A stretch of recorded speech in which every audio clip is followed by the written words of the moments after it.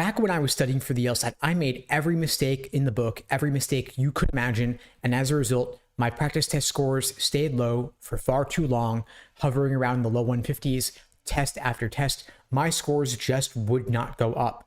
Ultimately, however, I did succeed, got my 175 on the LSAT, and I've been teaching the LSAT ever since, helping other students avoid those common traps that hold far too many test takers back.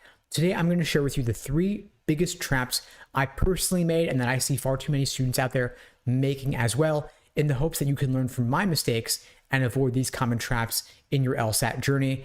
Move on with life, rock the LSAT, get into law school. Not like me, I'm still doing this 15 plus years later, but I love it, no complaints. So the 3 biggest traps. Number 1 is the busyness trap. This is when you fall into the trap of taking test after test after test, measuring your results. You're happy, you're sad about them, then you move on to the next without taking the time to slow down and learn from your mistakes. I call this the obsessive practice exam narrative. The idea that through repetition alone, you're going to magically unlock the secrets of the LSAT, get that score boost, but in reality, it doesn't happen, and instead you just burn through valuable practice material.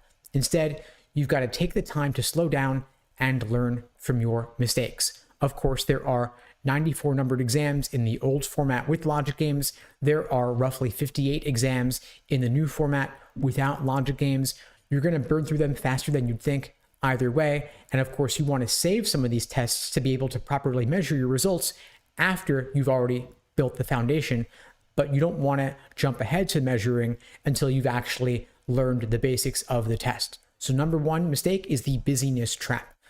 The second big mistake is using explanations as a crutch. Of course, you can Google any LSAT question, find a forum or a message board or an explanation of some kind, but you're just seeing someone else's perfect way of solving the question. Will this method actually work under real-world LSAT timed conditions? Not necessarily. Is this explanation catered to your personal way of thinking about the question? Of course not. It couldn't possibly be, because this is an explanation someone else wrote without consulting you and without seeing how you personally think about the question. It's not customized to the tricks and traps that you personally are uniquely prone to falling for. So rather than using explanations as a crutch, I want you to actually consider thinking through the question for yourself, thinking through how you reason about the question. I've developed a framework to help walk you through this process called the Socratic review method, where we look at where your mistakes are stemming from. Are they in the stimulus? Are they in the question stem? Or are they in the answer choices? Were you misreading something in the argument? Or were you tempted by a super appealing wrong answer? Or were you discouraged by an unappealing right answer? And until you figure out which tricks and traps that you personally are uniquely prone to falling for, you may just end up making the same mistakes again and again and again.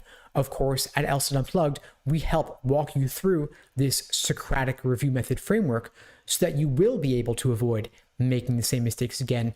You will learn from your mistakes. You'll come to see the LSAT from the test maker's point of view, which is necessary to propel you into the 170s and beyond. If you'd like to find out more, you could check out the links below the video to book a call with me and my team. We'd be glad to help you out. So again, that number 2 biggest mistake is using explanations as a crutch. In contrast, you want to adopt a review framework like the Socratic review method. Now, the third biggest mistake is jumping into timed practice tests without building that foundation first. I alluded to this earlier in the context of taking test after test after test, but here I want to slow you down and talk through about the mistake of taking test after test after test. But in contrast, I want to focus with you here on taking the time to slow down and build that foundation first so that you understand the proper perspective from which to view each section and each question type. This is more important than ever because once the LSAT changes and has that second score logical reasoning section, LR will be the most important section of the exam by far, and there are roughly 15 different types of logical reasoning questions, and you got to make sure that you are crystal clear on the proper perspective from which to view each question, because of course, how can you solve the question if you don't know what the question is actually asking you? Meaning, you want to be clear on necessary assumption versus sufficient assumption questions. You want to be clear on must be true questions versus most strongly supported questions. And there are countless other distinctions that are unfamiliar to the average test taker, but can make all the difference when it comes down to getting past and eliminating that tempting wrong answer, and instead choosing the right answer, even if it might seem unappealing to the average unsuspecting test taker. Anyway, folks, that's all for now. In the meantime, I wish you all the best and take care.